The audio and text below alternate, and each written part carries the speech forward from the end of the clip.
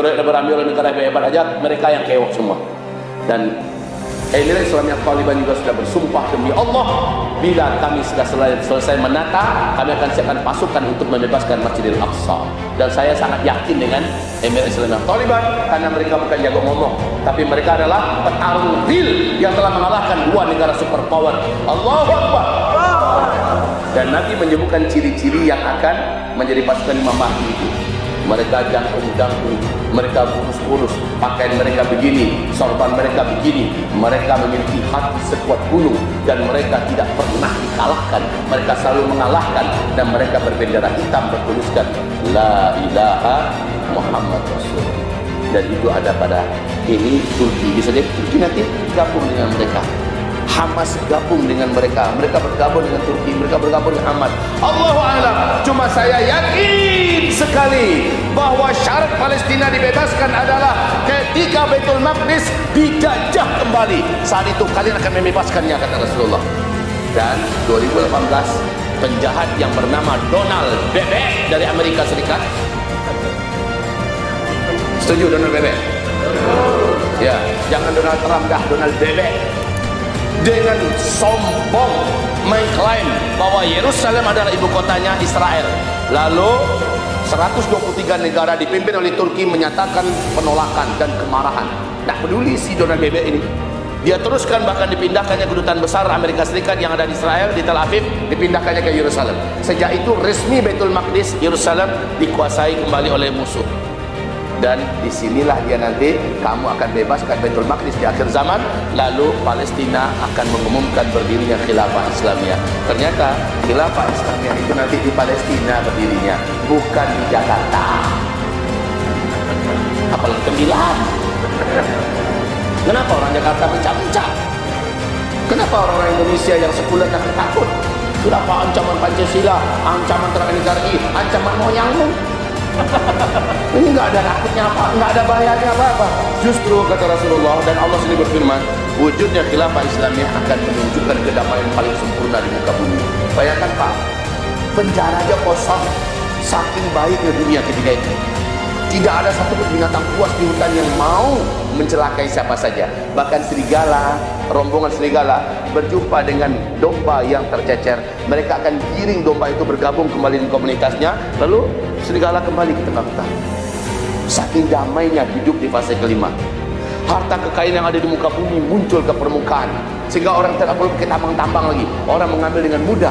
Semua orang kaya, zakat tidak akan ada lagi yang menerima. Jangankan zakat, hadiah emas 2 genggam telapak tangan dikasih. Orang beriman mengasih kepada tetangganya. Semua tetangga menolak, dan tetangga berkata, aku telah banyak memiliki di rumahku dan aku tidak membutuhkannya. Engkau adalah tetanggaku yang soleh dan beriman. Itu semua terjadi pada fase kelima. Lalu apa yang ditakutkan dari fase kelima ini? Tidak ada. Jadi kaum muslimin, ayo, sekarang berapa lama sih dari start ke finish? Berapa lama dari start ke finish? Ini yang perlu kita ketahui. Bismillah. Kaum muslimin, start, finish. Hanya saja hadis yang menceritakan ini bukanlah hadis yang sahih, tetapi dia masuk dalam hadis ahad. Menurut para ulama ahli hadis, hadis ahad ada adabnya kalau mendengarkan hadis ahad. Adab yang pertama, hadis ahad tidak boleh dijadikan sebagai pijakan keyakinan, akidah. Yang kedua, hadis ahad tidak bisa dijadikan sebagai dalil untuk urusan usuluddin. Yang ketiga, hadis ahad ketika bertentangan dengan hadis yang lebih kuat di atasnya langsung diabaikan.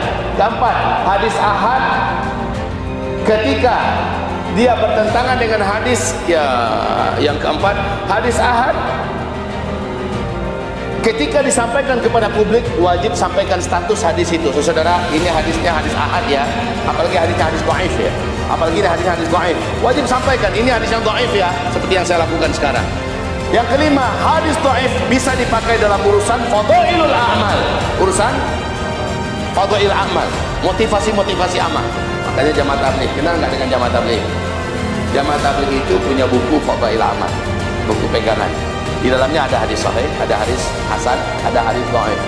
Hadis dhaif bisa dipakai dalam urusan fadhail amal. Maka kitab itu tidak masalah menjadi rujukan untuk amalan. Yang keenam, hadis dhaif masih perkataan Rasulullah. Ini kesepakatan para ulama ahli hadis, masih perkataan Rasulullah. Maka siapa saja yang mengejek, menghina, melecehkan hadis dhaif, pada hakikatnya dia mengejek dan menghina Rasulullah sallallahu alaihi wasallam. Jadi perkataan Rasulullah tetap lebih dimuliakan daripada perkataan kiai, ustaz, dai, habib, buya, ulama. Perkataan Rasulullah walaupun hadis yang dhaif. Kenapa hadis dhaif masih perkataan Rasulullah? Adab yang ketujuh, ada yang ketujuh, hadis dhaif kalau berbicara tentang akhir zaman cukup dijadikan sebagai pengetahuan dan ilmu saja tanpa dijadikan sebagai keyakinan. Paham?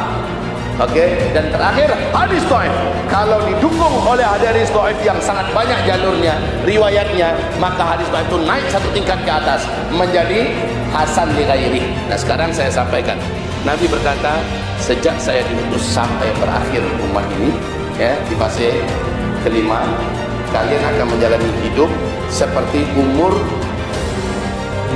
Yahudi, umur umat Yahudi di bumi ini, yaitu dari Nabi Musa ke Nabi Isa, dipotong dengan umur umat Nasrani, yaitu dari Nabi Isa ke Nabi Muhammad. Umur umat Yahudi adalah 2000 tahun, umur umat Nasrani hanya 600 tahun. 2000 kurang 600 berapa? 1400. Ini dari Abu Daud. Nabi mengatakan umur umatku adalah umur umat Yahudi dikurangi umur umat Nasrani, hasilnya 1400 Hijriah.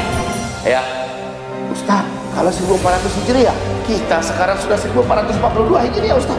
Berarti hadis ini kebablasan. Belum.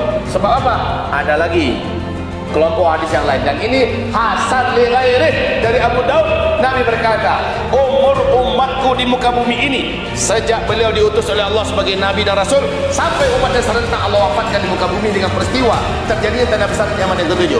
Umur umatku di muka bumi ini di sisi Allah sebenarnya hanya 1 hari saja, tapi Allah menambahkan untuk umatku setengah hari lagi. Semoga umatku tidak menjadi lemah karena Allah menambahkan mereka setengah hari lagi. Pertanyaan saya, wahai ayah bunda, bapak ibu, saudara, 1 hari di sisi Allah berapa lama kita menghitung di dunia? 1000 tahun, betul. Surat As-Sajdah ayat 5. Coba lihat. Surat As-Sajdah ayat 5. Yudabbirul amra minas sama'i ilal ardi thumma ya'ruju ilaihi fi yaumin kana miqdaruhu alfasanah mimma ta'udun.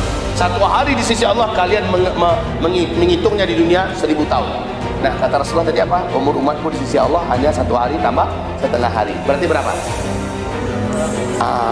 Ada 2 hadis. Pertama 1400, yang kedua 1500. Nah, sekarang ini adalah domainnya para ulama ahli hadis. Apa kata para ulama ahli hadis? Ada 2 kelompok hadis. Maka jumhur ulama ahli hadis mengatakan antara start ke finish umur umat ini adalah antara 1400 ke 1500. Di antara ini habislah umat Islam di muka bumi.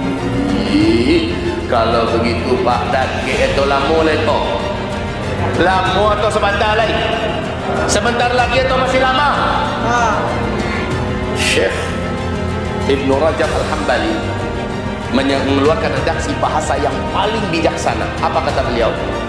Umur umat Nabi Muhammad ini dari sejak start ke finish loh ya, lebih dari 1400 Hijriah, tapi takkan lewat dari 1500 Hijriah, takkan lewat dari 1500 Hijriah. Bayangkan itu, berapa lama lagi cuma tersisa di depan kita, sebentar lagi.